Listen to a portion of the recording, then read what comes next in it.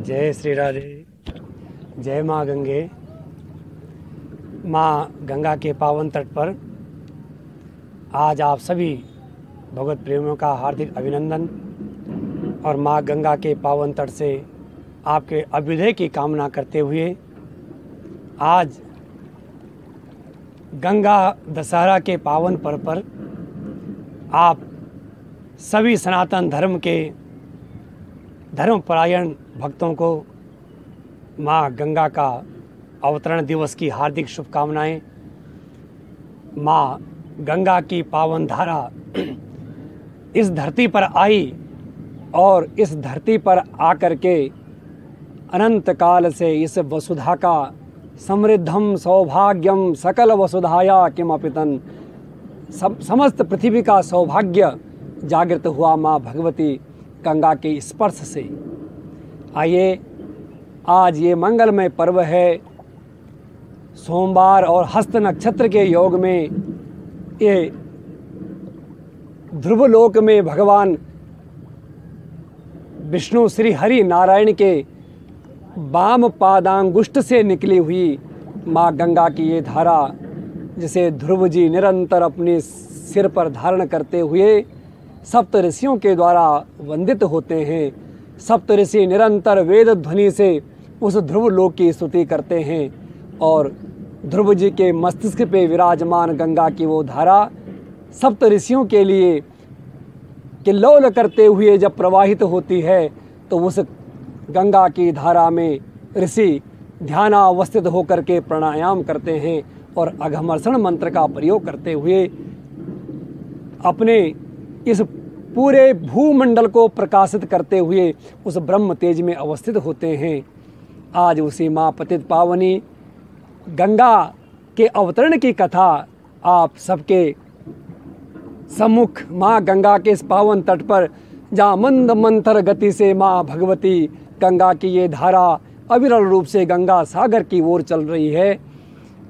इस गंगा सागर में जाने वाली गंगा को लाने का श्रेय राजा सगर, सूर्यवंश के प्रतापी राजा, अयोध्या के चक्रवर्ती सम्राट सगर महाराज का अश्वमेध यज्ञ, और उस अश्वमेध यज्ञ में अश्वमेध यज्ञ का घोड़ा चुराने के लिए देवराज इंद्र ने पाखंड रचा और यज्ञ का घोड़ा चुरा करके कपिल भगवान के आश्रम में ले गया। घोड़ा कपिल भगवान के आश्रम में छोड़ा और अपने आप अंतर्धान हो गया। सगर महाराज को पता चला, भाई यज्ञ का घोड़ा तो न जाने कहाँ चला गया। सगर महाराज की दो रानियां थी, सुमति और केसिनी। सुमति के 60,000 पुत्र थे। राजा सगर के 60,000 पुत्र घोड़े को ढूंढते ढूंढते पूरी पृथ्वी को खोद गए और पृथ्वी को खोद करके पहुंच गए उत्तर दिशा में, जहां पर भगवान कपिल गंगा सागर में अवस्थित हैं। वहां पर अपने अश्वमेध का घोड़ा बंधा हुआ देखा और कपिल भगवान को चोर समझ करके मारने के लिए दौड़ पड़े। अपशब्द बोलने लगे, तिरस्कार करने लगे। भगवान कपिल का तप भंग हुआ, दृष्टि खुली तो 60,000 पुत्र जल करके राख की ढेरी बन गई। जब कोई समाचार नहीं लौटा वापस, न तो घोड़ा आया न 60,000 पुत्र आए।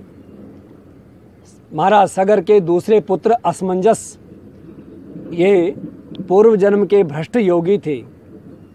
भगवत गीता कह रही है, शुचीनाम श्रीमताम गेहे योग भ्रष्टो विजायते। जो योग भ्रष्ट होते हैं, जो योग मार्ग में चलते चलते चलते कहीं पर फिसल जाते हैं, फिर उनका जन्म होता है तो कहाँ, बोला श्रीमताम शुचि नाम। जो पवित्र आत्मा होते हैं और श्रीमंत होते हैं, ऐसे लोगों के घर में उन योग भ्रष्टों का जन्म होता है। इनके पुत्र असमंजस ऐसे योग भ्रष्ट ऋषि थे और असमंजस का संसार के इन कार्यों में कोई रुचि नहीं थी, कोई लगाव नहीं था। इस असमंजस के पुत्र हुए अंशुमान। अंशुमान घोड़ा ढूंढते ढूंढते कपिल भगवान के आश्रम में पहुँचे कपिल भगवान के आश्रम में जाकर के भगवान कपिल की स्तुति करी। ध्यान से जागृत हुए कपिल भगवान अंशुमान को देखा, सारा अभिप्राय समझ करके कहा, हे वत्स तुम्हारा कल्याण हो, ये तुम्हारे पितामह का यज्ञ का घोड़ा, इसको ले जा करके यज्ञ पूर्ण करो। और अंशुमान बोला, महाराज मेरे पितामह लोगों की कोई खबर आपको मालूम हो तो ज़रूर बताइए। मेरे चाचा जी लोग आए थे घोड़ा ढूंढने, घोड़ा तो यहाँ है लेकिन उनका पता नहीं। तो कपिल भगवान बोले, बेटा ये राख की ढेरी जो लगी है, तुम्हारे 60,000 पितर इसी में समाहित हो गए, अब इनका उद्धार कैसे होगा।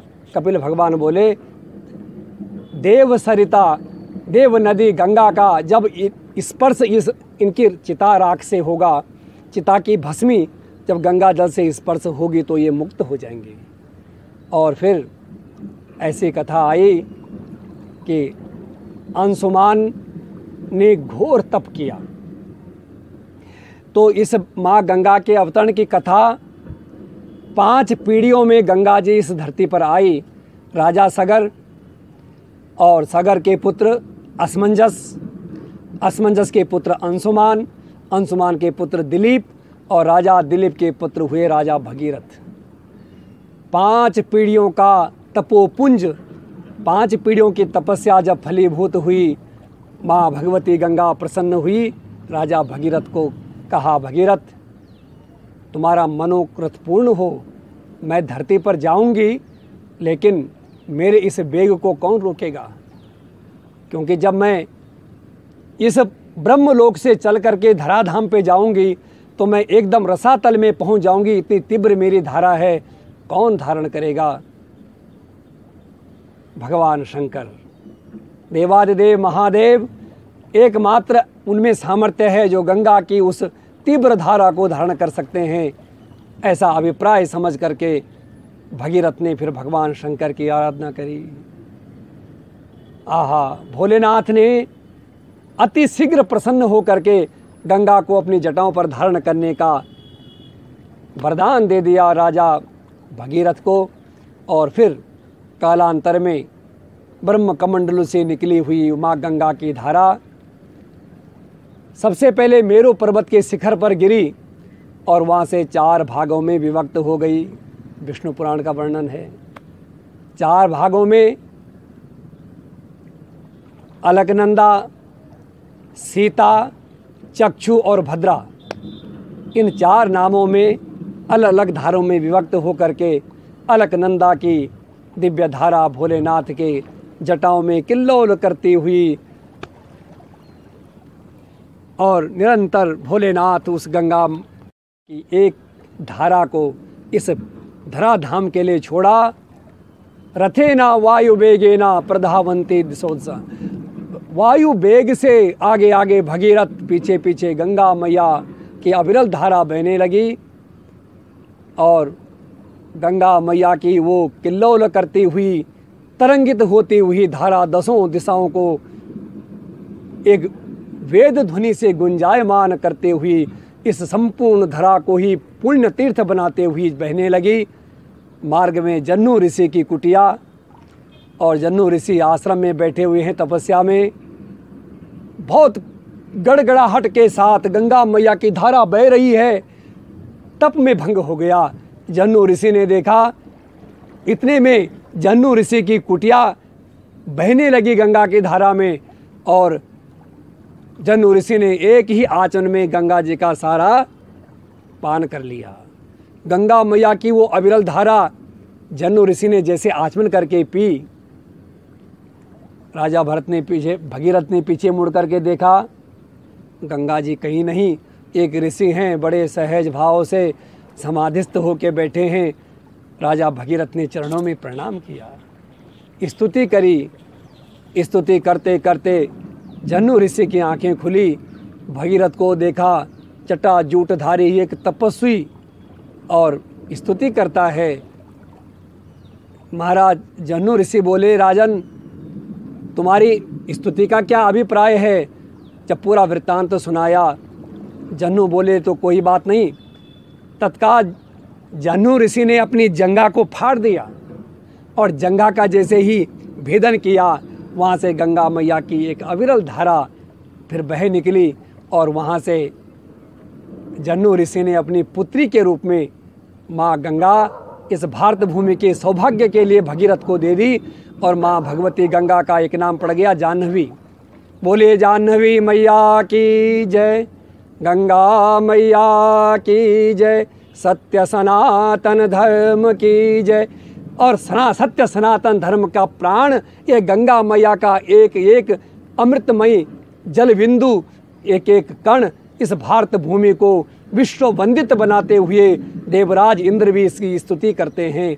भगवत प्रेमियों, वही माँ गंगा का ये पावन अवतरण दिवस गंगा दशहरा के रूप में आज हम सब मना रहे हैं। मैं संपूर्ण भारत भूमि के निवासियों को माँ गंगा के अवतरण की बहुत बहुत शुभकामनाएं प्रदान करता हूँ। और इस गंगा दशहरा पर 10 प्रकार के पापों का हरण होने के कारण ही इसे गंगा दशहरा कहा गया। माँ गंगा जीव के, मनुष्य के 10 प्रकार के पापों का शमन करती है। हमारे न्याय शास्त्र की मीमांसा में जब कर्मों का विवरण हुआ और कर्मों के बारे में विवेचन हुआ तो उसमें विषय आया कि मनुष्य शुभ और अशुभ दोनों प्रकार के कर्म करता है। ध्यान देना, और मनुष्य के जीवन में शुभ कर्म कम और अशुभ कर्म ज़्यादा होते हैं। हाँ जी, शुभ और अशुभ कर्मों की संख्या 18 गिनाई गई और उनमें से 10 हैं जो अशुभ कर्म हैं। उन 10 अशुभ कर्मों का निवारण माँ गंगा का ये पावन पर्व, माँ गंगा की ये अमृतमयी धारा, माँ गंगा का आचमन, इसका अवगाहन और इसके तट में निवास। और तो और साहब, गंगा गंगेत यो ब्रूयात योजना नाम सतैरपि, 100 योजन दूर से भी आप प्रेम पूर्ण हृदय से गंगा गंगा ऐसा करके कहें तो मुच्यते सर्वपातकात्, सब प्रकार के पापों का शमन होता है। 10 प्रकार के पापों का हम अवश्य वर्णन करेंगे, क्योंकि जब तक हमें मालूम नहीं होगा कि 10 प्रकार के पाप वो अशुभ कर्म क्या हैं, तब तक हम उनसे छूट भी तो नहीं सकते।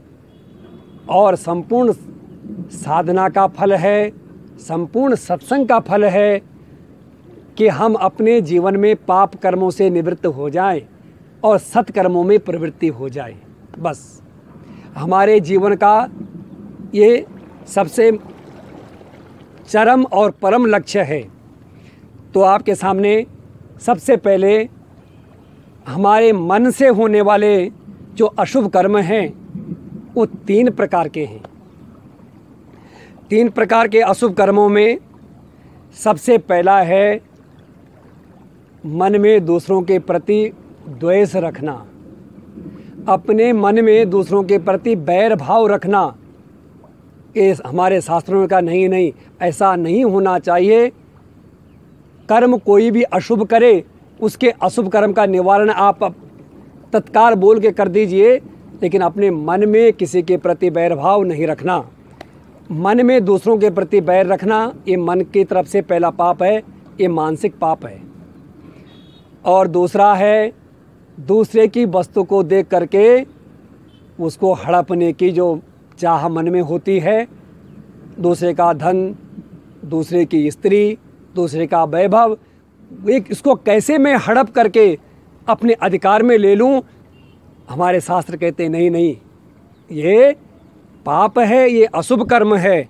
और तीसरा अशुभ कर्म है, मैं उस विषय में आप सबकी ध्यान चाहूँगा, वो है ईश्वर पर अविश्वास और शास्त्रों में अश्रद्धा और धर्म में दृढ़ता न होना।